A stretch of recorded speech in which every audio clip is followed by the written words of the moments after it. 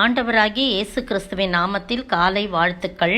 இன்றைய மன்னா, இதோ தேவன் எனக்கு சகாயர், ஆண்டவர் என் ஆத்துமாவை ஆதரிக்கிறவர்களோடே இருக்கிறார்.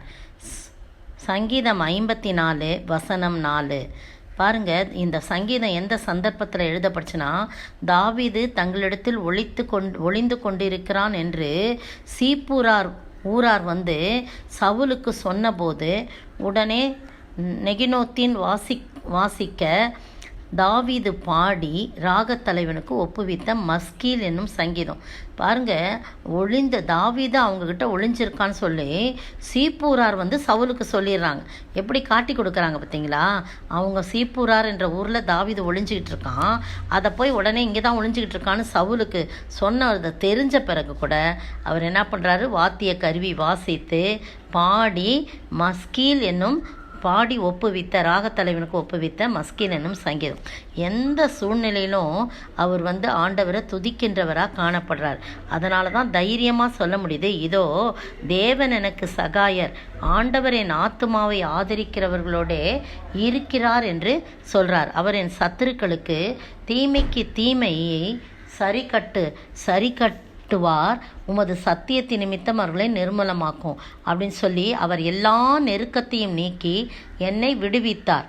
என் கண் என் சத்துருக்களின் நீதி சரி கட்டுதலை கண்டது அப்படின்னு சொல்கிறார். எல்லா சத்துருக்களின் கையிலிருந்தும் எல்லா நெருக்கத்தையும் நீக்கி என்னை விடுவித்தார் என்று சொல்லி தைரியமாய் சொல்கிறார். ஏன்னா எல்லாரும் விரோதமாக எழும்புறாங்க, அந்நியர் எனக்கு விரோதமாக எழுதுறாங்க, கொடியர் என் பிராணனை வாங்க தேடுறாங்க, தேவனை தங்களுக்கு முன்பாக நிறுத்தி நோக்கார்கள். ஆனால் நானும் இதோ தேவன் எனக்கு சகாயர், ஆண்டவர் என் ஆத்துமாவை ஆதரிகளோட இருக்கிறான்னு சொல்லி தைரியமாய் தாவீது சொல்கிறத பார்க்குறோம். சங்கீதம் 27:9 பார்த்தீங்கன்னா அங்கேயும் சொல்கிறாரு, நீரே எனக்கு சகாயர், என்னை ரட்சிக்கும் தேவனே, என்னை நிகழவிடாமலும் என்னை கைவிடாமலும் இரும் என்று சொல்லி ஒரு ஜப விண்ணப்பத்தை அவர் ஏறெடுக்கிறத பார்க்குறோம். அது மட்டும் இல்லை, சங்கீதம் 10:14 பார்த்தீங்கன்னா அங்கேயும் சொல்லப்பட்டிருக்குது, திக்கற்ற பிள்ளைகளுக்கு சகாயர் நீரே, ஏழையானவன் தன்னை உமக்கு ஒப்புவிக்கிறான், திக்கற்ற பிள்ளைகளுக்கு சகாயர் நீரே. எத்தனை இடத்துல சொல்லப்பட்டிருக்கு பார்த்தீங்களா?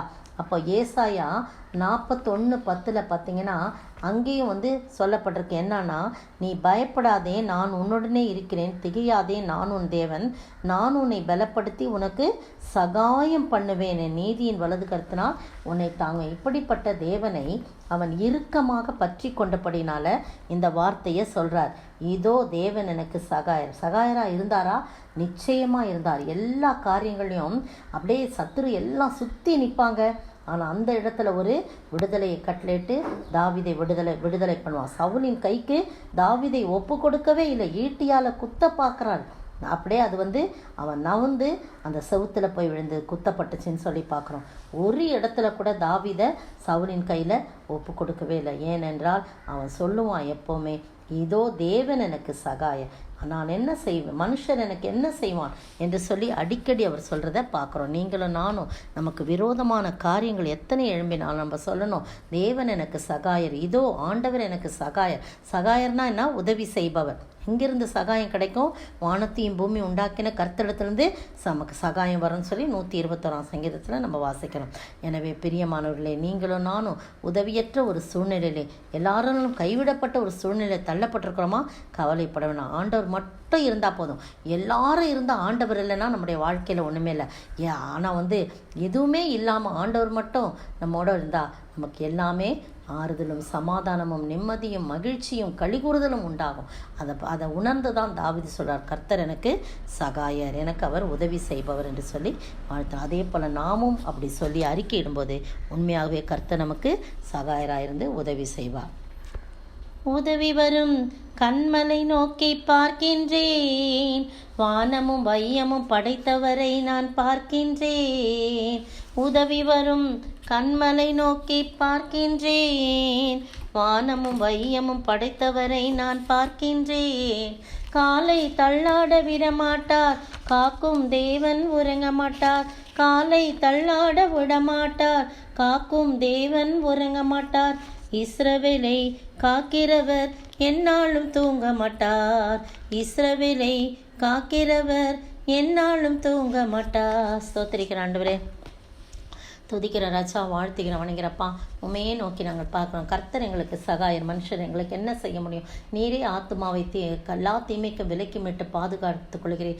கர்த்தாவை அக்கிரமக்காரர் கைக்கும் சத்துருவின் கைக்கும் எங்களை விலக்கி மீட்டு பாதுகாத்துக் கொள்கிறேன். நன்றியோடு மே ஸ்தோத்திரிக்கிறோம்.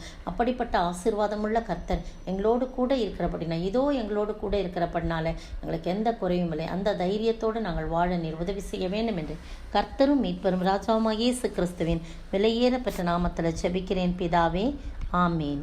நேற்றைய பதில்: கோணலும் மாறுபாடுமான சந்ததியின் நடுவே குற்றமற்றவர்களும் கபடற்றவர்களும் தேவனுடைய மாசற்ற பிள்ளைகளாய் இருக்கும்படிக்கு. பிலிப்பியர் 2:15. இன்றைய கேள்வி: எது கிறிஸ்துவின் நாளில் எனக்கு உண்டாயிருப்பதற்கு எதை பிடித்து கொண்டு எங்கே எதை போல பிரகாசிக்க வேண்டும்? எது கிறிஸ்துவின் நாளில் எனக்கு உண்டாயிருப்பதற்கு எதை பிடித்து கொண்டு எங்கே எதை போல பிரகாசிக்க வேண்டும்?